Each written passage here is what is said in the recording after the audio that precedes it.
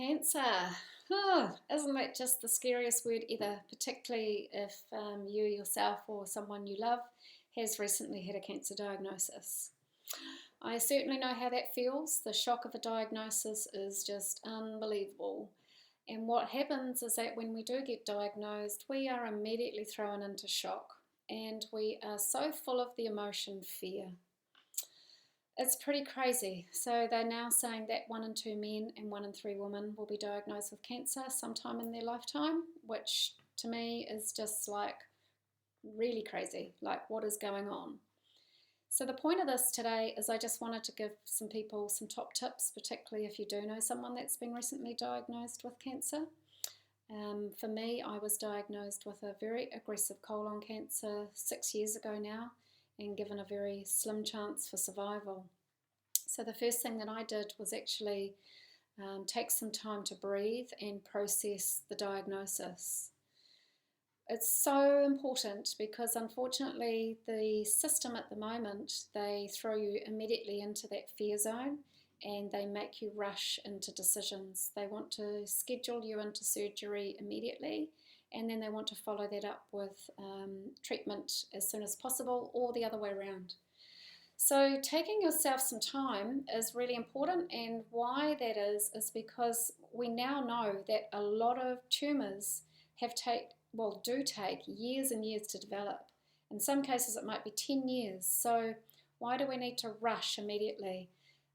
We want you to be in a really calm and relaxed space for when that surgery happens. So that would be my first tip, is to please give yourself some time before you make any rushed, uninformed decisions.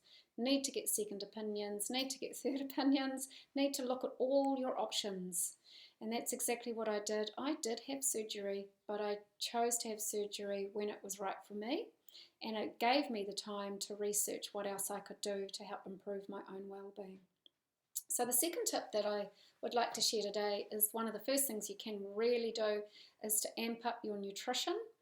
When we look at nutrition today, we want to really increase our intake of fruits and vegetables, particularly vegetables, and try and eliminate as many processed and packaged foods as possible, because most often these foods are pretty dead. They don't have any living organisms in them. They're full of colours, numbers, flavours and preservatives. So we want to get rid of the processed foods to give our gut health a really good chance to heal.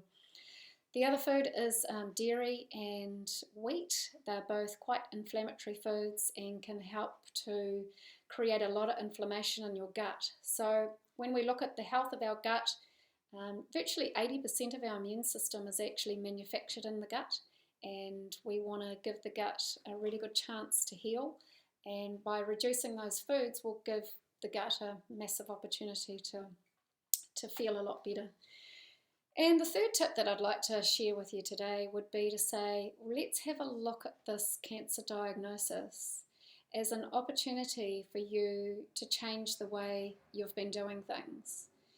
So this means that I actually feel that sometimes it gives you the permission to make changes and to put some energy back into your own well-being.